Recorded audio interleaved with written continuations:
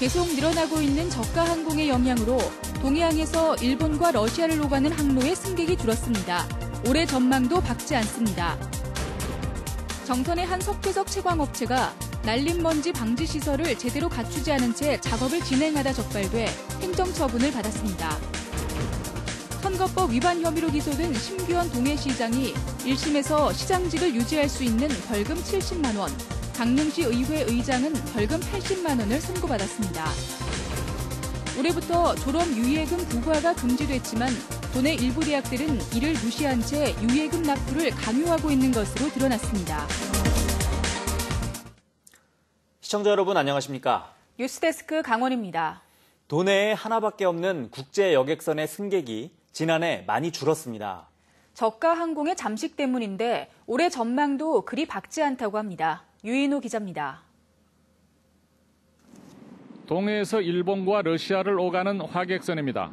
지난해 이 선박을 이용한 여객은 53,200명으로 2017년에 비해 15.8% 감소했습니다. 일본과 러시아 양쪽 항로 모두 비슷하게 줄었습니다. 일본의 자연재해가 잦았던 데다 사드의 여파가 잦아들면서 관광객들이 중국으로 발길을 다시 돌린 게 일본 항로 감소의 주요 원인이라고 회사 측은 분석했습니다. 러시아 블라디보스톡 항로는 저가 항공에 밀렸습니다. 17년도에 5개 정도밖에 안 됐던 항공사들이 18년도 들어서 거의 10개, 12개 정도까지 늘리면서 좀 교통편이 많이 늘어나서 좀 줄었습니다. 그게 대부분 저가 항공인가요? 네, 맞습니다. 선사는 올해도 좋아지기 어려울 것으로 전망하고 있습니다.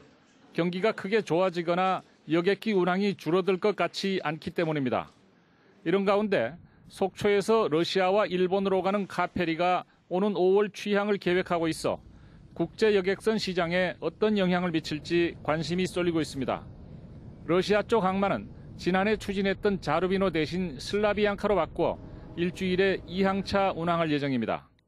자루비노 항만이 CIQ 기능을 할 수 있는 여객 터미널이 준비가 되지 않았습니다. 그래서 대체 항만으로서 슬라비앙카 항만을 지금 취항하고자 하는 부분입니다.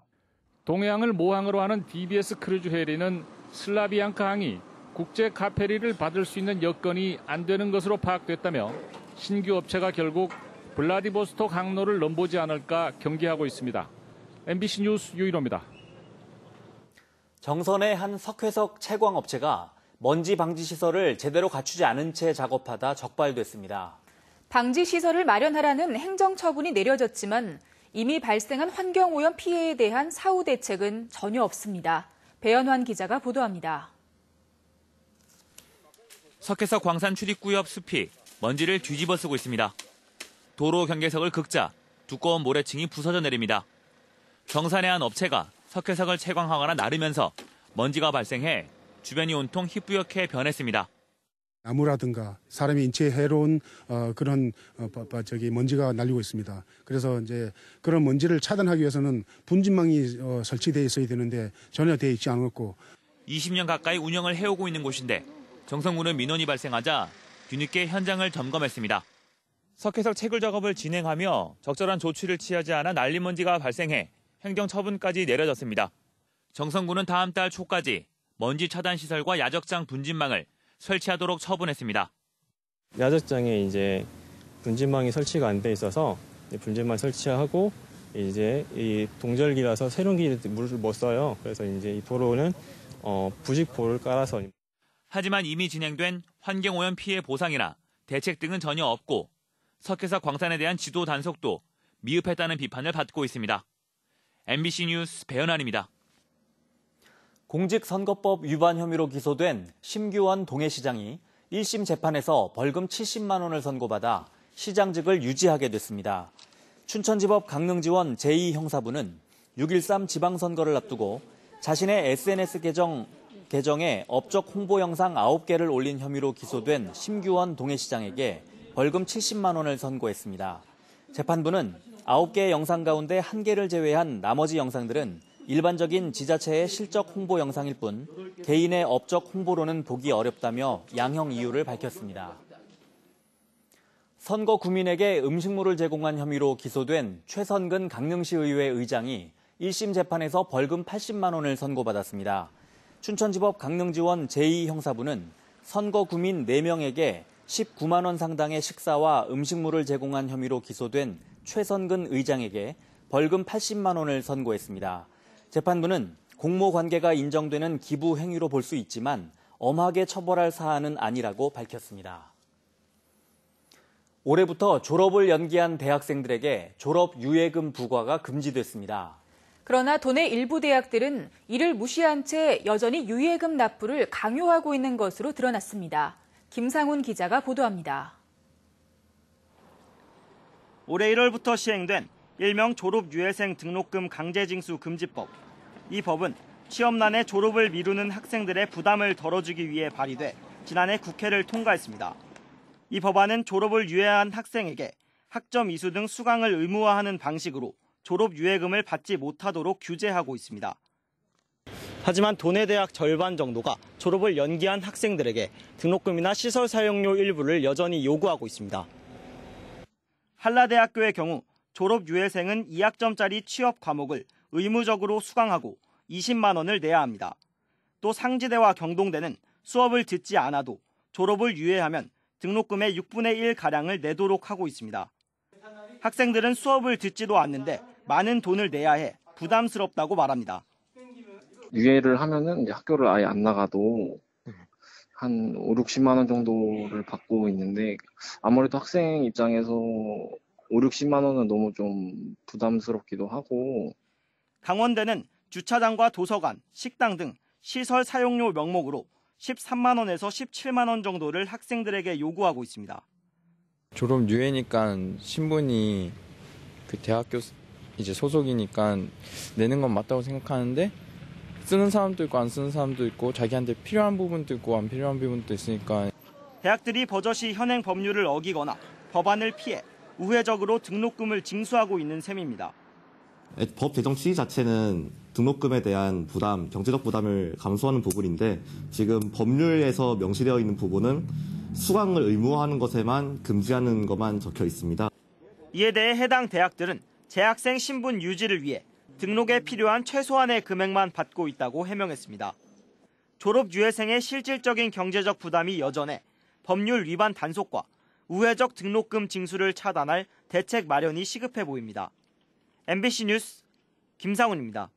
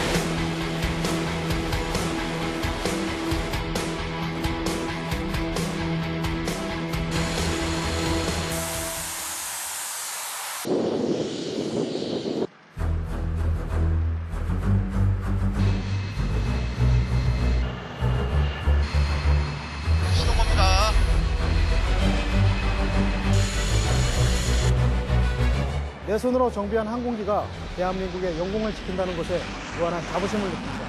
공군의 선진화된 정비 관리를 통해 비행 안전에 최선을 다하겠습니다.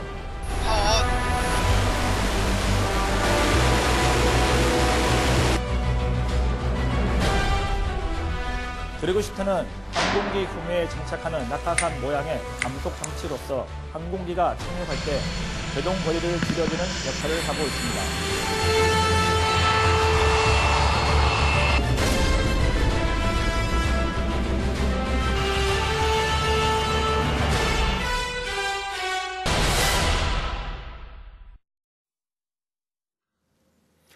동해안 네트워크 시간입니다. 경관이 뛰어난 경북 영덕의 축산항 일대를 관광지로 개발하는 사업이 재추진됩니다. 세종시의 정동 쪽에 축산항이 있다는 의미의 신정동진이라는 명칭은 더 이상 사용하지 않기로 했습니다. 이규설 기자입니다. 동해안 최고의 미항으로 불리는 영덕 축산항, 축산해변과 블루로드 다리, 죽도산 전망대와 대게 원조 마을이 그림처럼 펼쳐지는 곳입니다. 특히 축산항은 그동안 개발의 손길이 미치지 못해 1980년대 어촌 풍경이 오롯이 남아 있습니다.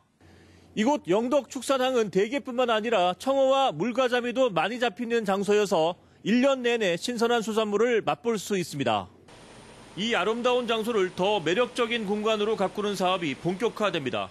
경상북도는 오는 2022년까지 190억 원을 확보해 죽도산 전망대 인근에 동방 언덕을 만들고 미리네 광장과 횃불 동산 등 축산의 새로운 볼거리를 조성할 계획입니다.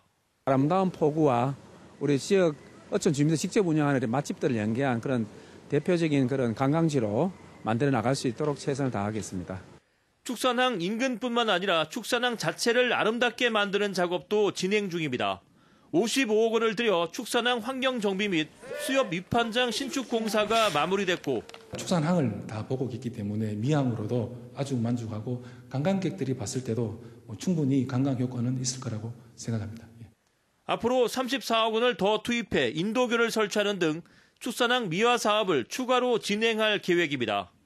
그동안 지역에서는 축산항이 세종시의 정동쪽에 자리 잡았다 해서 신정동진이라고 이름 짓고 홍보해 왔는데 강원도 정동진의 아류에 지나지 않는다는 비판 여론이 일면서 이 명칭은 더 이상 사용하지 않기로 했습니다.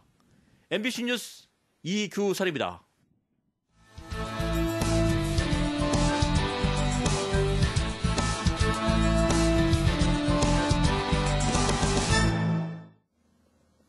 동해시에 있는 컨벤션 보양온천 이용자들이 레지오넬라증에 걸린 사실이 확인돼 보건당국이 역학조사에 나섰습니다. 질병관리본부는 지난 1월 7일부터 11일 사이 동해시의 컨벤션 보양온천을 이용한 3명에게 폐렴 증상이 발생해 해당 시설을 점검한 결과 온천 욕조수에서 레지오넬라균이 검출됐다고 밝혔습니다. 질병관리본부와 강원도 동해시보건소는 합동으로 역학조사를 진행 중이며 해당 온천은 오늘부터 이용이 제한됐습니다. 60대에서 80대까지 여성인 환자들은 병원에서 입원 치료를 받고 상태가 호전됐다고 질병관리본부는 밝혔습니다. 강릉 지역 시민단체들이 강릉시 모 공무원이 부녀회장을 술자리에 불러내 협박과 성추행을 했다는 의혹에 대한 철저한 조사를 촉구했습니다. 강릉시민행동과 성산면 부녀회 등 사회단체 8곳은 오늘 성명을 통해 해당 공무원에 대한 철저한 진상규명을 강릉시 감사실에 촉구하고 엄중하게 처리해 줄 것을 요구했습니다. 또 이번 사건은 노인 요양원 건축을 비롯해 산림 인허가와 선거법 위반 관련 금품 수수 등을 무마하려다 발생했다고 주장했습니다. 뉴스를 마칩니다. 고맙습니다.